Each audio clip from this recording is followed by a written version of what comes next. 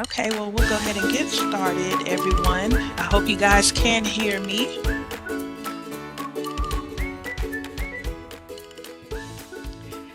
So we would like to thank everyone for joining today's session.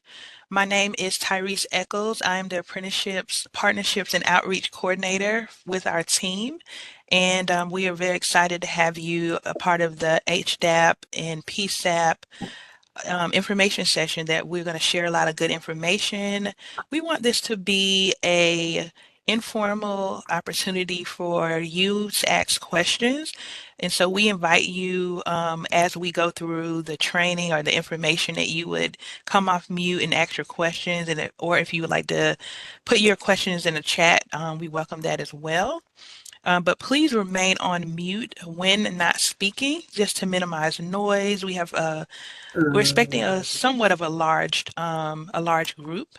Also engage with the entire group with comments and questions related to what's being shared.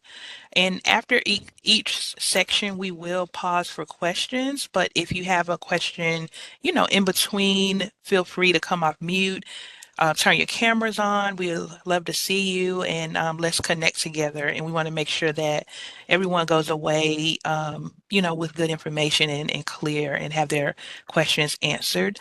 And so for now, we would like to ask you to please introduce yourself and tell us your name, what company or organization you're a part of, and put that in the chat feature, and we'd like to hear from you on that. Cynthia Carter, South Georgia Tech, Career Services Director, a part of the Economic Development Team with Paul Farr. Greetings, Americas. Awesome. Welcome. Welcome. I'm seeing everyone sharing. Hello, my name is Gary Brown. I'm the Assistant Site Manager at NewCo. We are training high-level mechatronics and automation technicians. Wonderful. Thank you. Welcome, Gary. I'm Mike Penson with Daugherty County EMS in Albany, Georgia. Excellent. Welcome, Mike. Good morning. This is Lisa Daniel. I'm with Inline Plastics in McDonough. I'm the technical training coordinator there. Welcome, Lisa. Nice to see you on the call. Good morning. This is Caitlin Five, President of Rebrand Land AI, and I'm representing the Rebrand Institute of Tech Equity. Excellent. Welcome.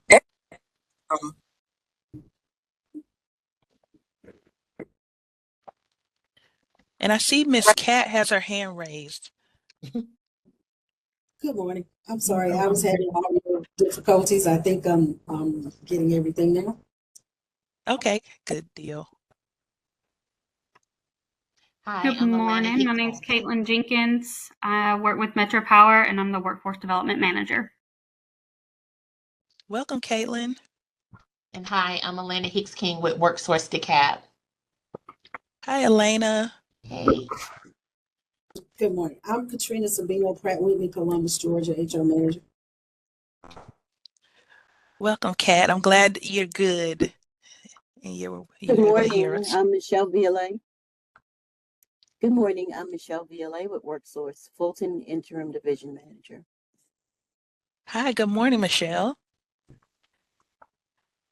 Welcome, everybody. We want to go ahead and get started. So please continue in the chat to introduce yourself if you have not already. We want to be able to capture who's here, who's connecting. And I'm going to go ahead and bring up our presenters today, Rosalind Dennis and Tiara Harris. They're going to go over the High Demand Apprenticeship Program grant as well as the Public Service Apprenticeship grant with the group today. Thank you. Thanks, Tyrese. If I don't see the, oh, I see the recording. Okay, great. All right, good morning, everyone. Thank you so much. It's great to see faces. So thank you guys for turning on your cameras. It's great to see you all.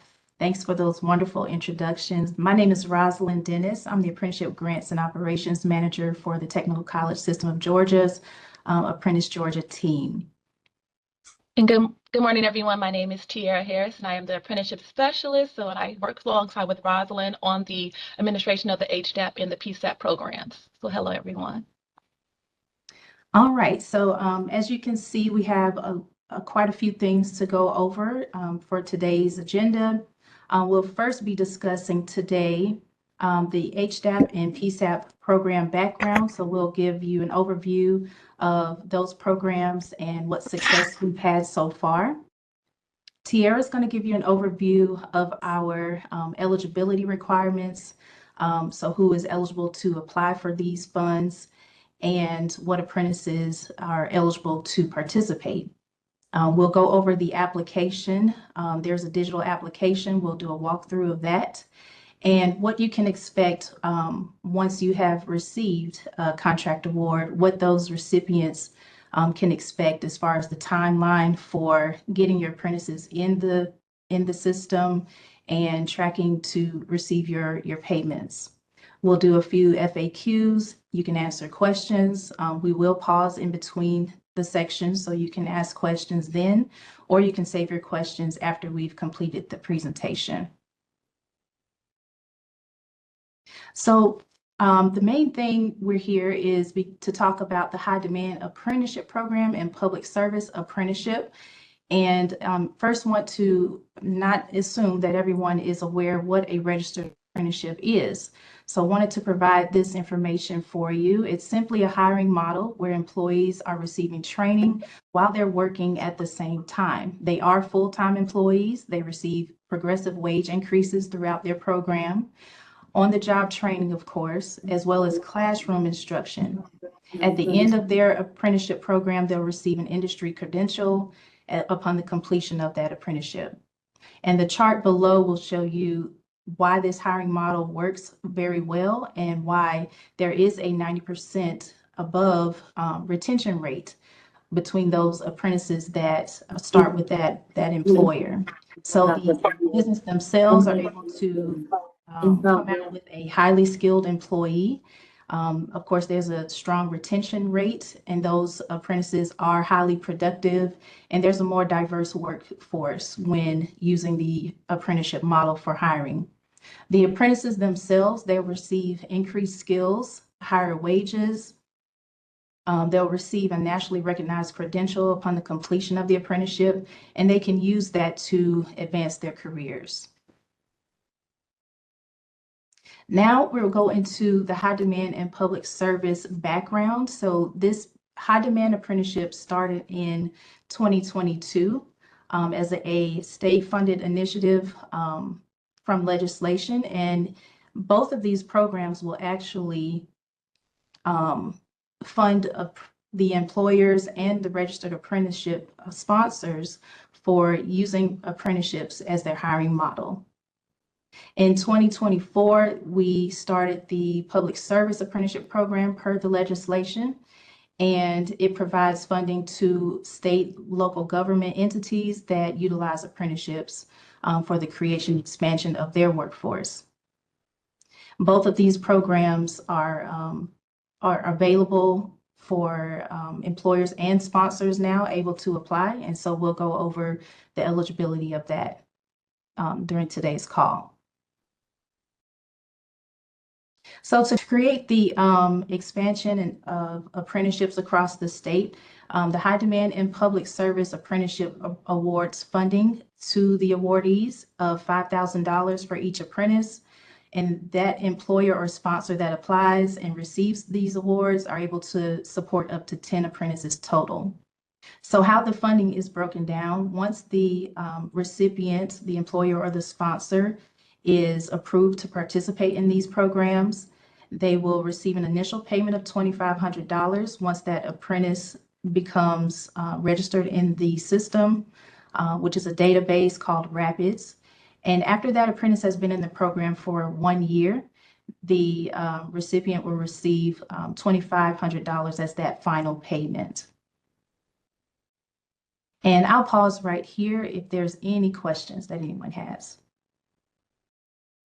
And as I've mentioned before, as of April 2025, this year, new legislation has allowed registered apprenticeship sponsors, so those that may not directly hire and train those registered apprentices, if that registered sponsor, which is the one that's tracking that apprentice's activity from day one in the Rapid system, those individuals are now eligible to apply for these contract awards.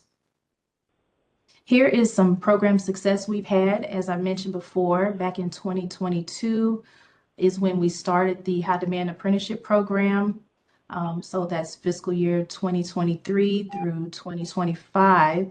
And we have a total of 85 employers that are participating right now that have current apprentices. That is 366 is what we have in our system right now that are participating in this program.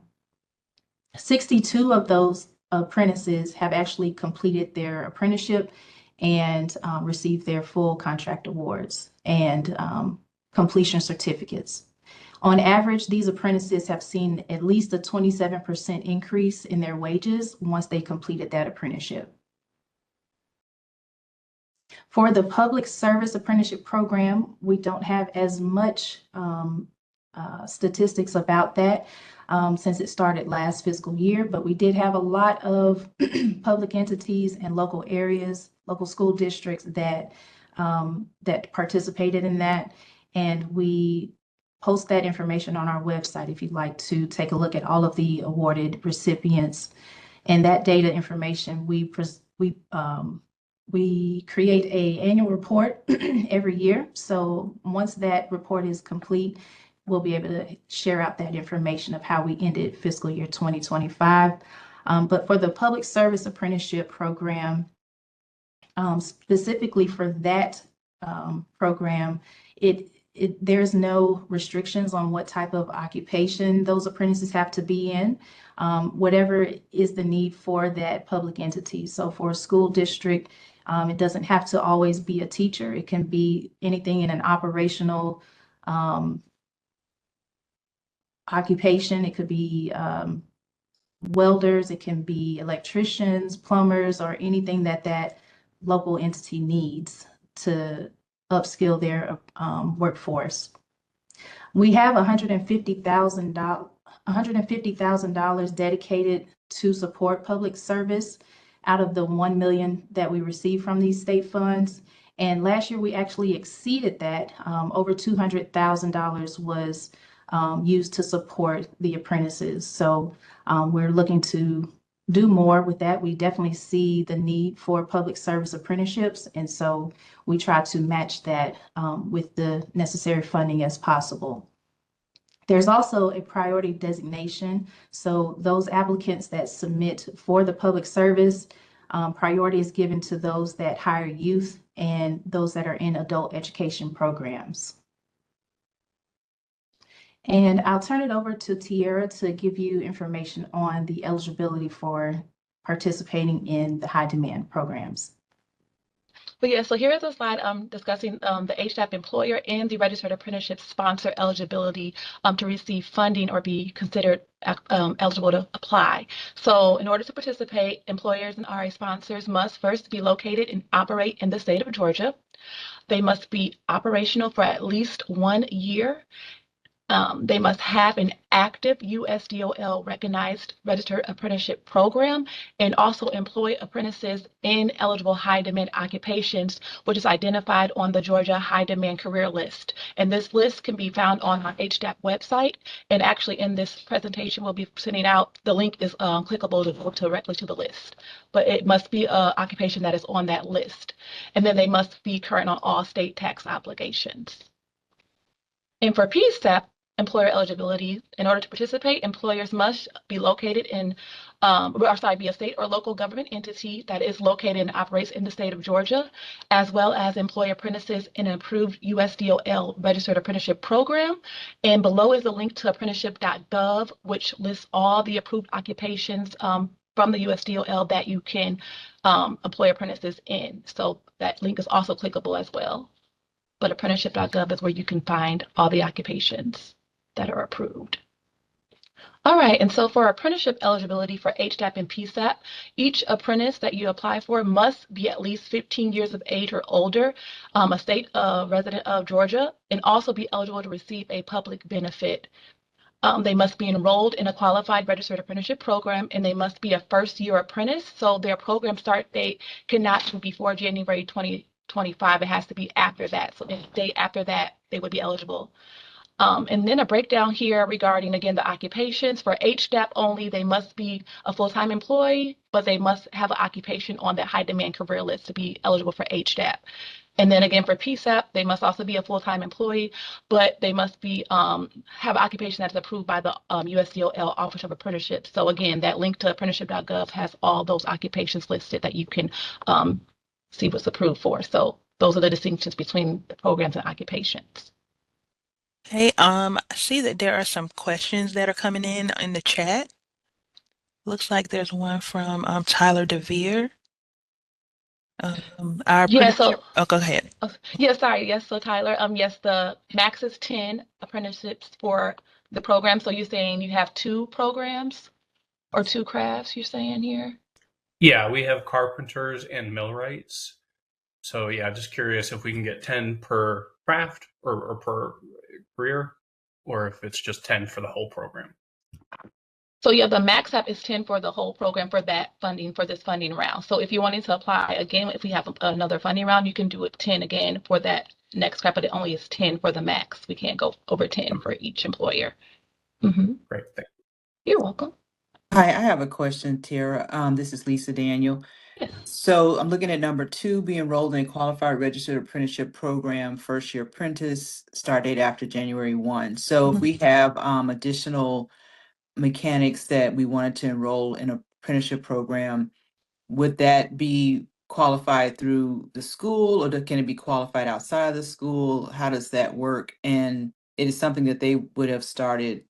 Okay, I got that part. They would have to have been in that program after January 1 for us to apply. Right, correct. Okay. Could you anything prior to that, they would be not considered a first year apprentice, so they put that date to like give a timeline of when that date could be when they are enrolled in the program. So anything after January 1st of 2025, they would be eligible because they'll be considered a first year apprentice. And would that be something that had to be managed by Southern Crescent, or could that be something managed by the company? We currently have some apprentice in the machinist area, but the company itself is managing the government requirements and all of that. So in Southern Crescent, is that your program sponsor for your program, or are you guys? No, Southern Crescent is not our current sponsor for that program. We are partnering with Southern Crescent for some other things, and so I'm listening I got 2 ears on right now. Okay. So yeah, if it's your program, then you would be under you guys to decide that. So it'll be on the employer if it's your program and they're not your sponsor for that program, because you guys would do the training in the related technical instruction training as well as classroom. We're doing a combination of partnering with Southern Crescent for some classroom, doing some classroom on site. So anyway, I'll ask that question later if I need to. I think I have my answer. I think I'll look at people going forward. Okay. All right. Okay. Thank you. You're most welcome. We have quite a few questions. Yeah, we in the do. chat. I know Rosalind is responding to some of them. Okay. Who else? In real time. So is employment start date the same as program start date? No, right? And Rosalind can correct me about it. The program start date and employment start date are not the same. The program start date is actually the date they start the actual program being employed. They can be employed prior to the program start date, but we look at the program start date, so they're not the same. So like they could have been employed last year, but they are starting the program now. That's what we look at. There was also a question about what is the age range for apprentices? So they could have to be at least 15, and it can go up to adult age. As long as it's not younger than 15. Yeah, it can't be younger than 15. Yeah, it has to be at least 15 years of age and older. Hi, it's Wayne Blameyer. I asked that question. So the apprentice could be 32 or 40 years old. Absolutely. Yes. And we can still receive the funds, if we're approved, we still would get the funds. Yes. So there's only a minimum age, no maximum age. But yes, it has to be 15 and older. Yeah, I can tell you from personal experience, last time I was an apprentice, I was actually 54. Hey. So, yeah. Never too All late. right, You're thank most you. welcome. Yes, yes. Just checking to make sure Yeah. there wasn't something. I saw Lemmy put in What did you? okay. I Yeah, think I he think got I it. Okay, answered he's his. good. Yeah. Okay, good. Okay. Good deal. Perfect. Okay. All Are we right. free to Thank ask you guys questions? for your question. Clarify number one. I wanted to ask a quick question about the incentives when a technician or mechanic they move up in pay. Like I have some mechanics that are, I would have said that they're at that max, but the pay jump is gonna be a while before they can make that leap. Should I even include those people in their apprentice program? Because after that, when it's done, we still have our own assessment to be had, and it would be kind of impossible to bring them from a 2 or to a 3 in that amount of time. How would I address that? Should I even consider?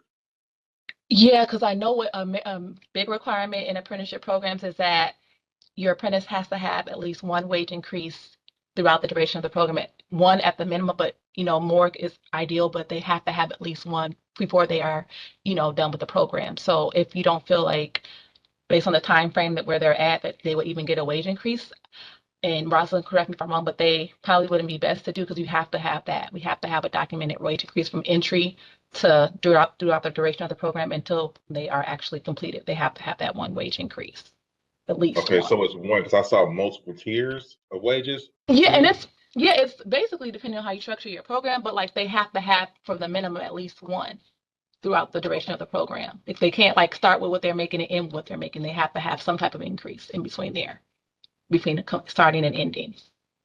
Okay, understood. Mm-hmm.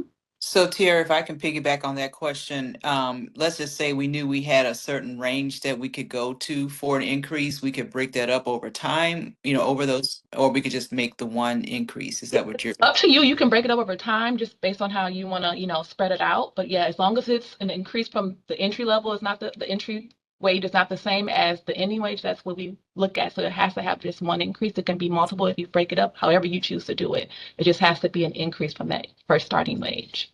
Okay, and did I miss anything was there any sort of percentage of what that increase needs to be, or is totally up to the company? Yeah, it's pretty much up to you all. We didn't discuss percentages. It's kind of on you guys how you want to, implement that increase. Okay, thank you. Okay, I've seen a few questions in the chat that I probably want to address verbally because it's a lot of typing here, but I'm grateful for the questions. Yes. I'm glad you guys have an interest in this. And so I'll start with Anwar's question, wanting to clarify number one here, what's an eligible apprentice? So the apprentices, of course, need to be 15 years of age or older. They need to be a resident of the state of Georgia and receiving a public benefit. That means these are state-funded dollars. So we want to make sure that the apprentices in the program are eligible to receive state funds. And so once the employer or sponsor is approved to participate, we'll ask for a documentation, which is called a SAVE verification. So it's just an affidavit to prove that that apprentice is legally, has a legal status here in the US.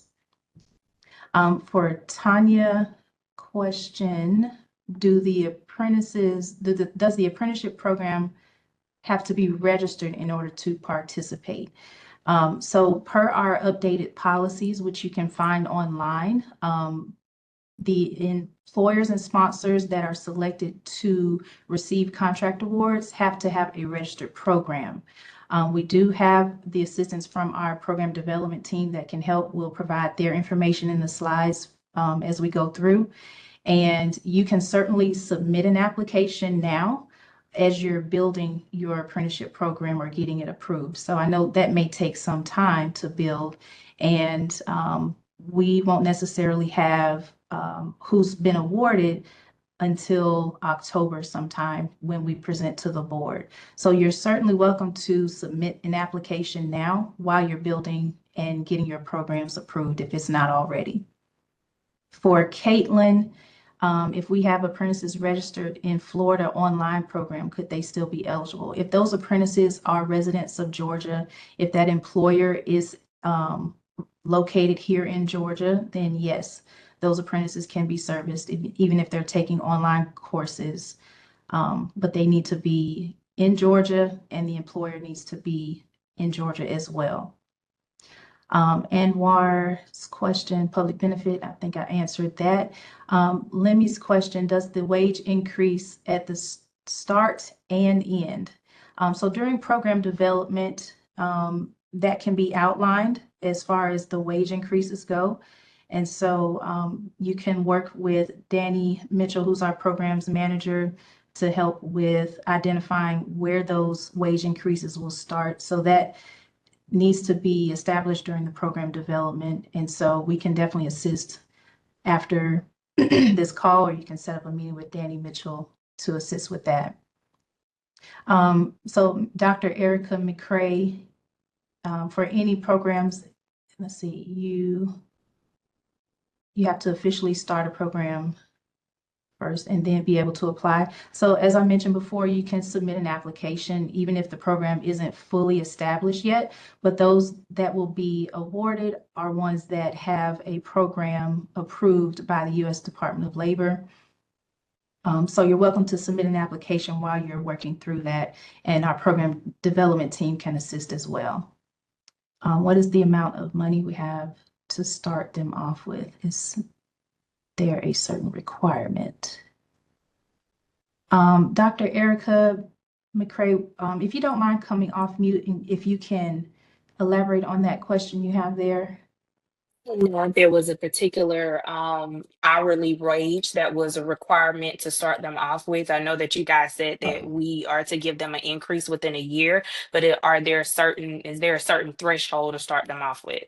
Because we have our certain, like right now I run a business, so we have certain thresholds that we start people off, but it may be higher being that they're in the apprenticeship. Okay. An apprenticeship, depending on the occupation, it can range as far as what those apprentices start hourly. You want to make sure that you are competitive as far as the market goes, but there is no minimum requirement. But when we look at the competitiveness of this program, because there will definitely be more people applying than the funds we have available, we will start to look at the ending wages as we make determinations of who is selected. Ms. Lindsay, if the employer and apprentice are located in Georgia, can the sponsor be headquartered in a different state? I believe you have to get Georgia, in order to be a sponsor where the employer is in Georgia, I think you have to get that approved through the Office of Apprenticeships. And so our program development team, we can get you to the right people to assist with that. So we'll provide those contacts in the slides later. Any more questions at this time? All right. Okay, I'm gonna go to the slide to open up the application. Are you all able to see the application, or is it still on the slide? It's still showing the slide right now. Okay. So as Tyrese is pulling that up, just know that the high demand and public service application, the digital application, they look very similar. They're pretty much the same. Only difference is if you're a public entity, you want to apply on that PSAP info website. If you're an employer or sponsor in the high demand fields, you want to apply on that HDAP website. And that application window will be open until August 29th and will close at 5 p.m. And if you have any questions as you're going through your application and submitting and you get stuck somewhere, you can definitely save it and get back to it. You can also contact our office if you need some support in some of the sections where they're asking for info. Okay, we can see the website now. Okay. All right, so we're looking at the public service apprenticeship application just to be able to see the full application. I know on the HDAP website, you have to complete section 1 before you can move to section 2. But this one, it goes all the way through. So just for you to see the full digital application, we'll just use this for now. Section 1 of the application is everything about that public entity or registered sponsor, that employer that is applying. So you should definitely have that information, where that worksite address is. If that's different from the mailing address, you would put all of that in section 1. And you can scroll down.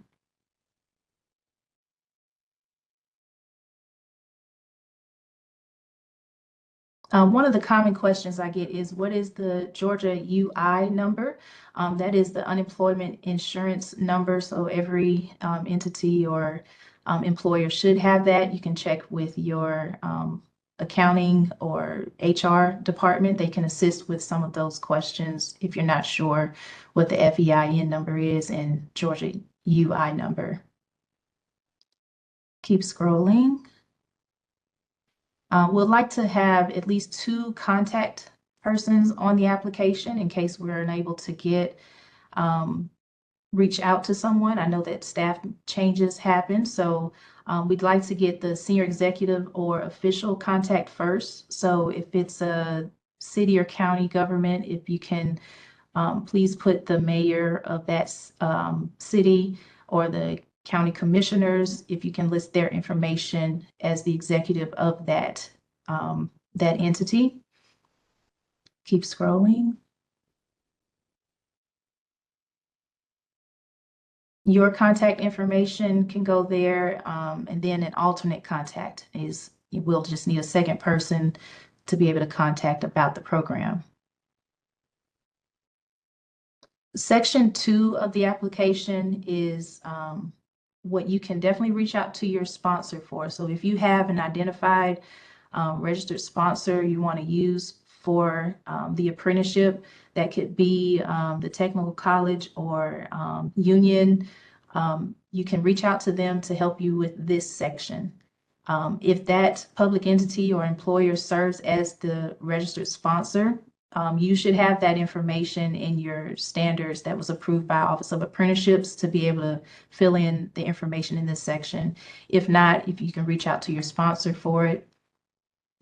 In this section, they ask questions about RTI hours, on the job learning hours, SOC, the standard SOC codes.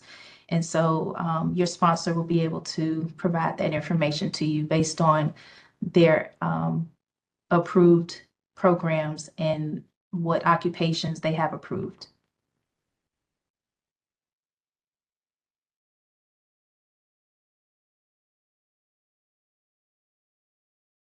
Your sponsor will have the RAPIDS program number. So that is what they have received as they got approved by the Office of Apprenticeships. So like I say, you want to reach out to that sponsor to help with filling out the information in section 2. And like I say, you can also save this application, and what it will do is send you an email to a link to get back to this application. So you can share that with your sponsor and they could probably fill in this section for you if that would be helpful to you.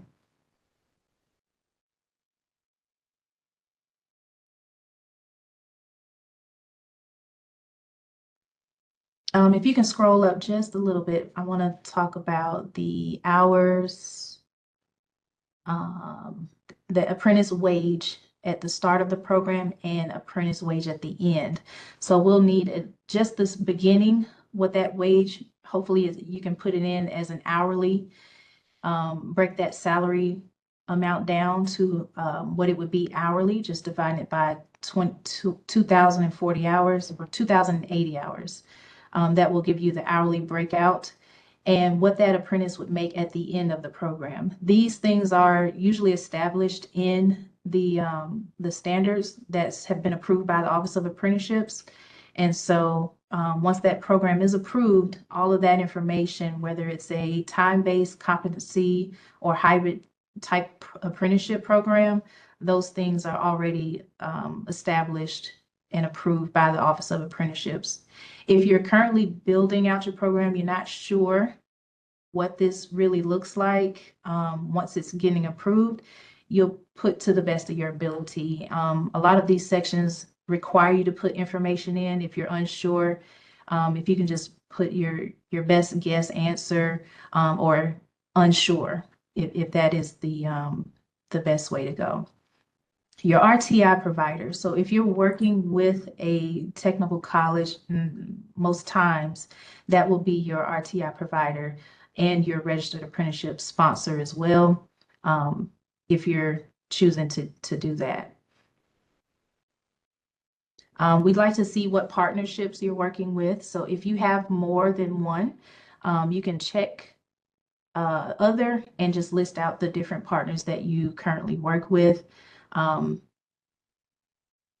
see, name of training provider contact. Again, that's the RTI provider. So you would list that training provider information there, their email and phone. The website is not required. You want to list how many apprentices you plan on serving. And so if you're looking at approved apprentices, like how many you currently have that are in the system right now, make sure they have a start date after January 1 of 2025. And you can use current, what's currently in the system, people that are in an apprenticeship, and if you have additional ones, but you can choose up to 10. So you may not have all of the apprentices right now that you want to use for the program. But what you want to put here is the number of apprentices you'd like to serve. So that could be current apprentices that are eligible and future apprentices that you plan to have a start of that program sometime this year. I would say at least by October, November. So between January and November, sometime this year, how many apprentices total would you like to apply for this funding round? Section 3 is paragraphs, so you can share information about your workforce challenges and how you plan to utilize apprenticeships, your current apprentices, if you have some that are in high school or in a pre-apprenticeship, you can share that information here. So that's pretty much information you can just put in about your apprenticeship activities that you currently have going. Section 4, you'll upload information. So for public entities, you're only required to submit workers' compensation proof of that. So you can upload that information. And we'll go over the high demand apprenticeship supporting documents, what'll need to be uploaded on the next slide in the presentation. So we'll need 2 signatures on the application. First, the one that is completing the application, that could be the employer or the sponsor. And the second signature is from the sponsor themselves. So the person that will be tracking the apprentices in the Rapids data system will need to provide the second signature. To get that signature, you can save the application. It'll send you a link. You can forward that link to the sponsor for them to digitally sign the application, and they can also submit it for you as well. And you'll get an confirmation that the application has been submitted. Any questions on the digital application?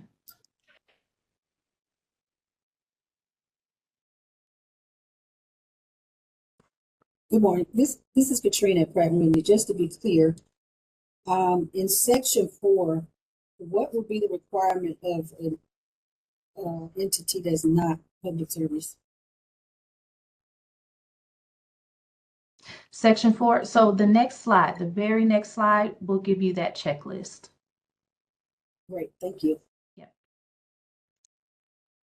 I'm going to share the current application window. All right, thank you, Tyree. So yes, the application window opened July 31st. For both of these programs, we're running them at the same time, and they both will close August 29th at 5:00 p.m. So we do accept only digital applications. So if you have any issues at all, I suggest getting the application in sooner rather than the last day, so that it'll help us with the next steps in our process and verifying and making sure your information is correct. So feel free to reach out to us if you need some assistance while completing the application. So I have a question. This is Rex Fortenberry with Imperial Imaging. Would you clarify the 2 signatures that are required? I'm assuming they're also required on the HDAP application.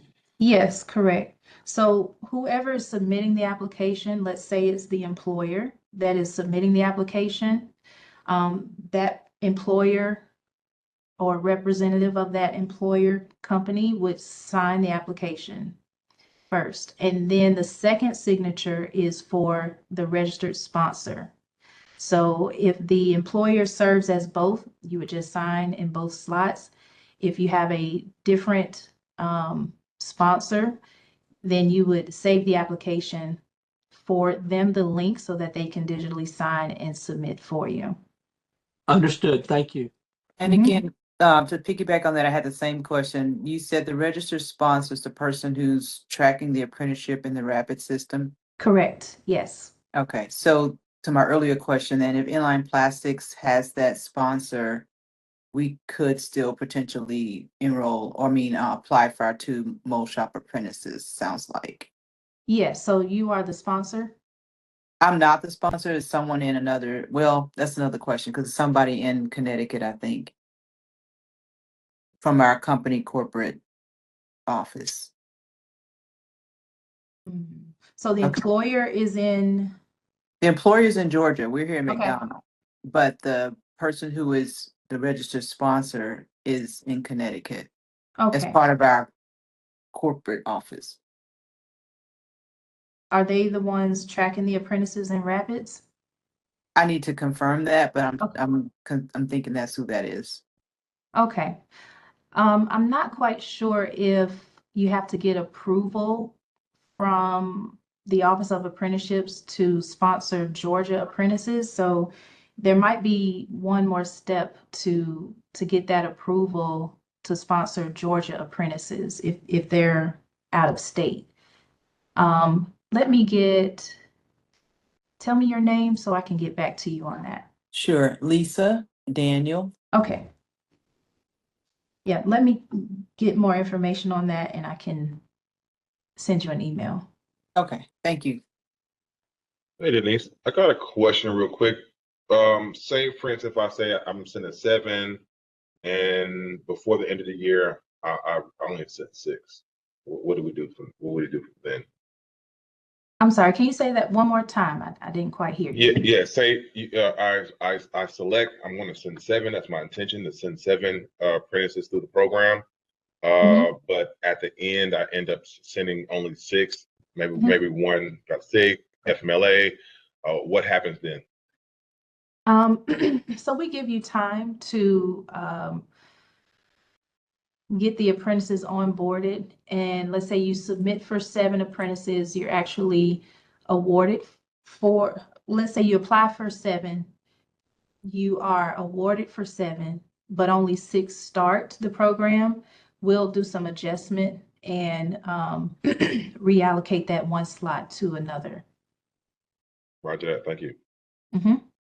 Does it work a similar way if somebody does start the program but doesn't finish or isn't still with it after a year?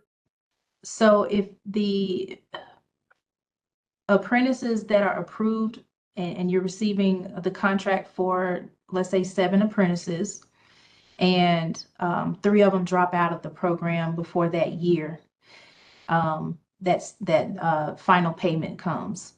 We will give you time to find another apprentice. So we'll do like a replacement so that you can continue with the award.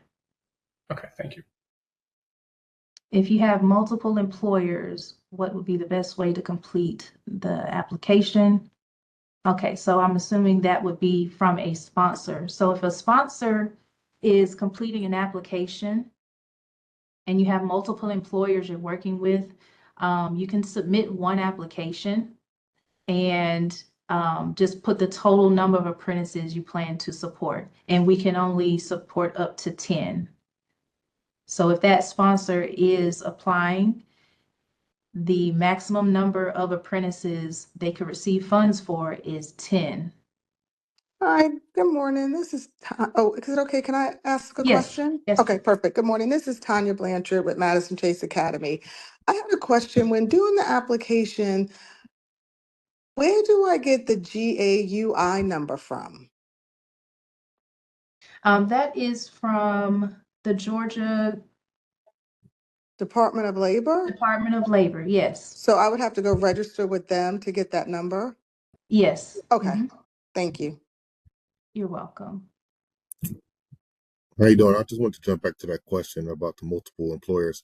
So in the application, you did identify that the employer has to complete one signature and then the sponsor. Is that correct? Correct. So So if you're the sponsor that's applying for the program, you can sign in both spots. The employer doesn't necessarily have to sign the application. okay. And so it can literally be the same individual signing in both. Yes, correct. If it's the sponsor that's completing the application, they would sign in both spots. What we do after a application is submitted, and if there's anything that's unclear in the application, like you know, how many employers that sponsor is working with, we do a due diligence where we get that information and kind of know more about what they're trying to support. Tyrese, you can go to the next slide. Okay, so here's the information I was saying that would need to be for to complete the application, what needs to be uploaded to support it. For the high demand apprenticeship application, all 3 of these would need to be uploaded into the application before you submit. Proof of business, legal status, the workers' compensation, and proof that that employer is current on taxes. So that gives you some examples of things you can upload. And for public service, we're only asking for you to submit the workers' compensation proof. Next slide. Okay. After the applications are submitted, you'll receive a call or an email to complete a due diligence, and that will help us understand more about how to support the application, any information that we might have missed, or if there was anything unclear in the application, we'll be able to capture all of that information before it goes before a scoring committee. Each year, it has always been competitive programs. So we do score all of the applications. And once we have our board to approve these that are going to be participating, that will be in October sometime. So we'll definitely notify you all if you've been accepted or not accepted for this funding round. Roslyn, I noticed we have some questions that came through in the last slide regarding the documentation required for HDAP. Documentation. And maybe we start with Candace. When will this, when will Okay. be the next round? All right, so we usually have 2 rounds within the fiscal year.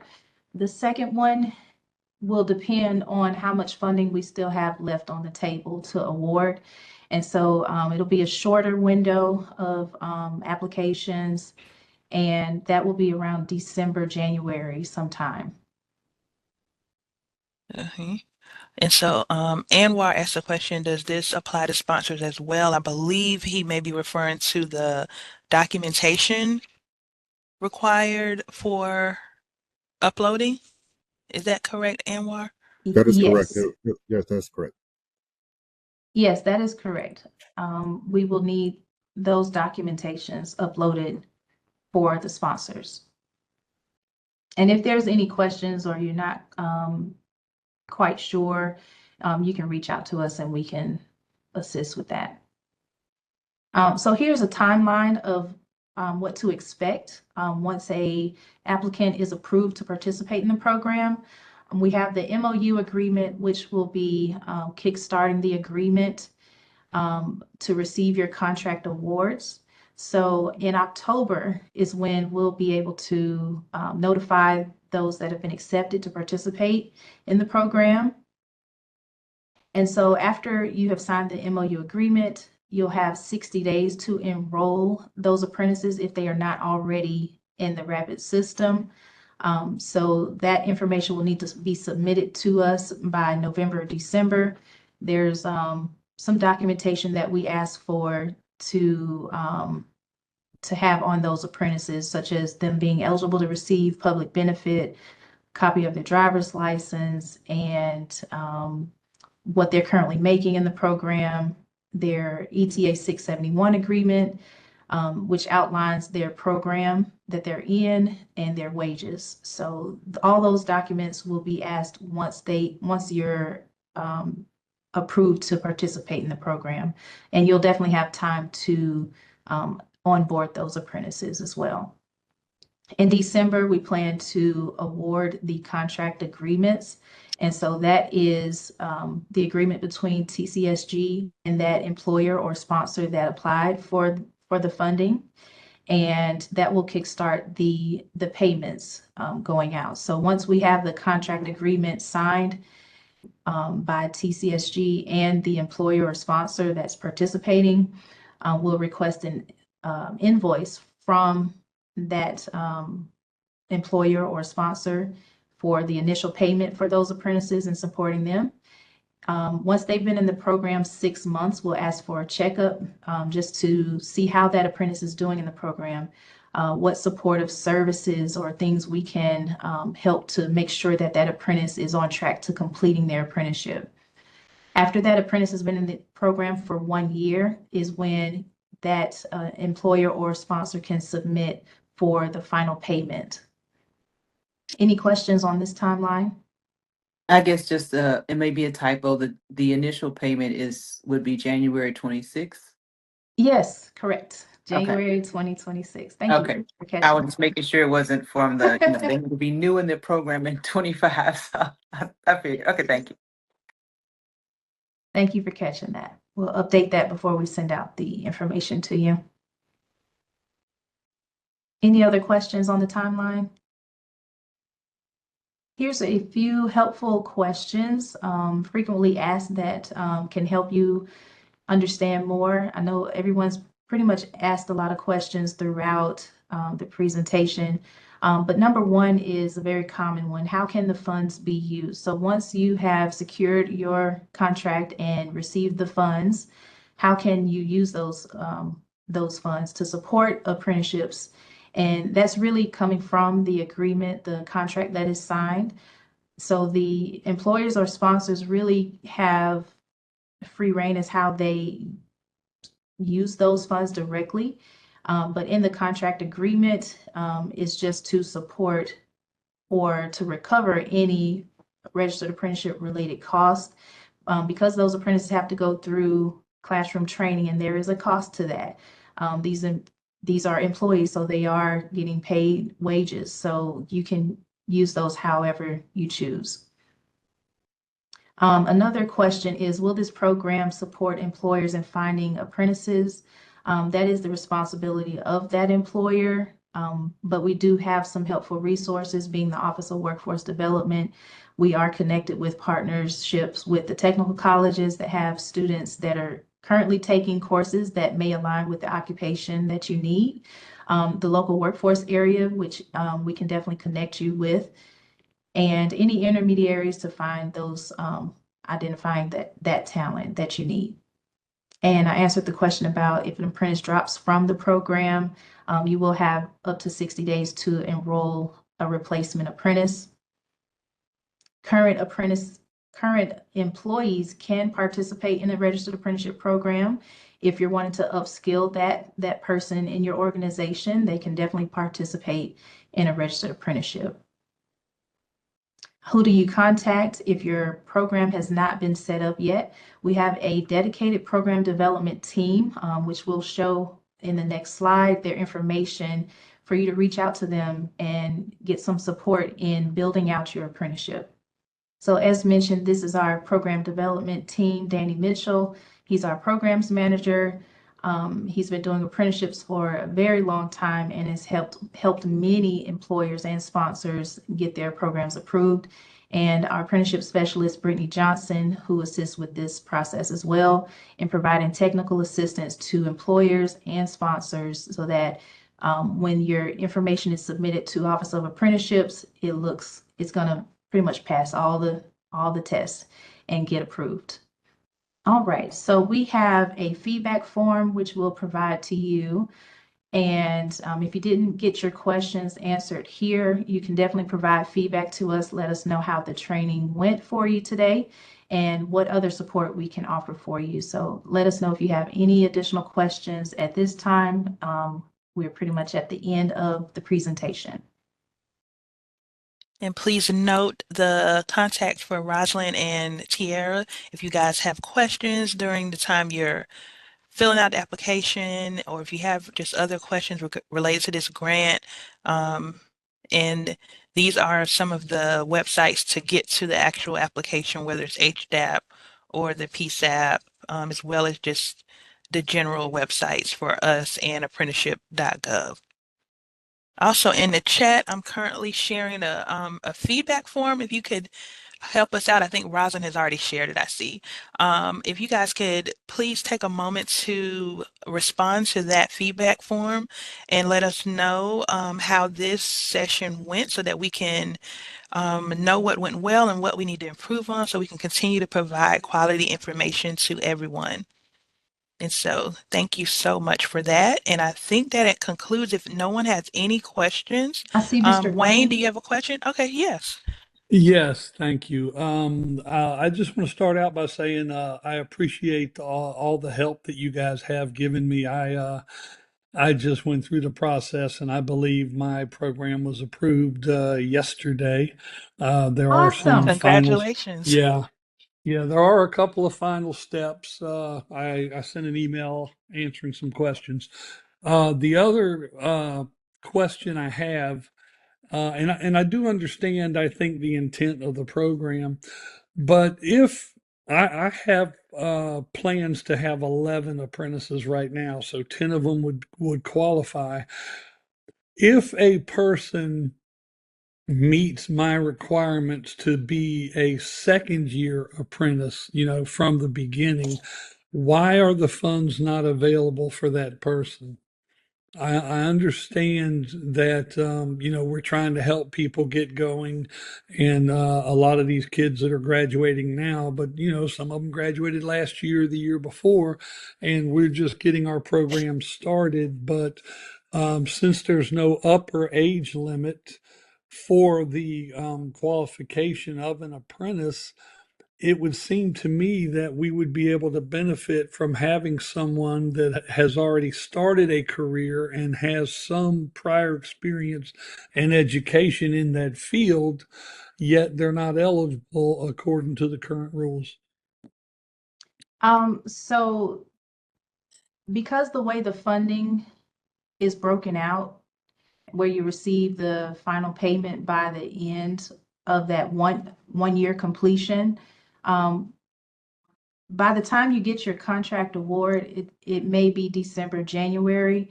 And so that means you'll be receiving an initial payment and a final payment almost at the same time. And let's say if the apprentices started before this January timeframe, just the way that the funding works, we have to make sure we're using current or expanding on apprenticeships. So we're looking for new apprentices to serve. And I know that we have to have some kind of cutoff as far as when that apprentices start. But there are other funding opportunities to support apprentices beyond this fiscal year. So partnership with, let's say, maybe our technical colleges is something that we can connect you with, or even the local workforce areas, which is a new initiative that we're going to be doing this fiscal year with our new federal award that we received. So we can definitely reach out to you to see how we can support additional apprentices. Okay, well, fortunately, none of my apprentice candidates, would have started prior to 2025. They're all current in this year, but several of them that I'm looking at do have considerable applicable experience in education that's going to weigh into my decision making. So they could possibly be advanced, beyond first year candidates. That was the reason I was asking. Okay. And I know that there are different levels to the apprenticeship. Maybe you can look at the occupation and see if there's another, like a level 2 or 3 that apprentice can go for instead of starting, where they kind of already have that basic knowledge. And yeah, that may be something to look at to see if it's a different program or more advanced apprenticeship that they can participate in if they are more skilled than, starting out. Okay, that makes sense. The only other comment I would make, I'm the sponsor for my program, and I'm going to be the trainer. I've been doing this for a very long time, and although the technical colleges are quite useful and helpful with education, the feedback I already have from a lot of people is when you have guys that are working a lot of hours and overtime, and we work remotely, we do a lot of work at customer sites. So having to also commute to a college, that travel time takes away from their opportunities to be studying or doing some of the OJT. So that's why we do ours in-house, is just to eliminate the travel that would take place if someone had to go to a school somewhere, because we're basically out in the sticks. Our shop is out in the sticks, and we have a lot of remote on-site work that we do. Okay. Yeah, you can probably look at a different training model, like a hybrid type, because there are some online options that could be available. Okay. Mm-hmm. Well, that was all I had. Thank you very much. This was very helpful. Wonderful. And thank you. Congratulations as well for getting your program approved. Thank you, and I appreciate your help. You were instrumental in helping me get that done. Wonderful. I'm glad to hear it. Thank you. This is Rex Fortenberry, Tyrese and Rosalind. And everybody else who presented, I want to thank you very much. I've been working on this for a while, and a few questions I had, you answered them, and it was very good. Thank you. Awesome. Thank you. And what company do you represent? Imperial Imaging Technology in Kennesaw, Georgia. Okay. We're also a registered apprentice, and the information you provided was very beneficial. Thank you. Wonderful. Thank you. All right. Well, if anyone has any additional questions, feel free to reach out to myself or Tiara. We thank you so much for your time. I know we're 10 minutes over. Appreciate your patience with us and hope that this presentation was helpful to you, and we look forward to receiving your applications. Thank you so much. Thank you. Thank you. Thank you for joining us today. Thank you. And Ms. Rosalind, I did put my contact information in the chat directly to you to more about the sponsor and all that. Thank you. I'll definitely get back to you. Thank you. All right. Y'all have a great day. Thank you. You too. Bye-bye. Bye-bye.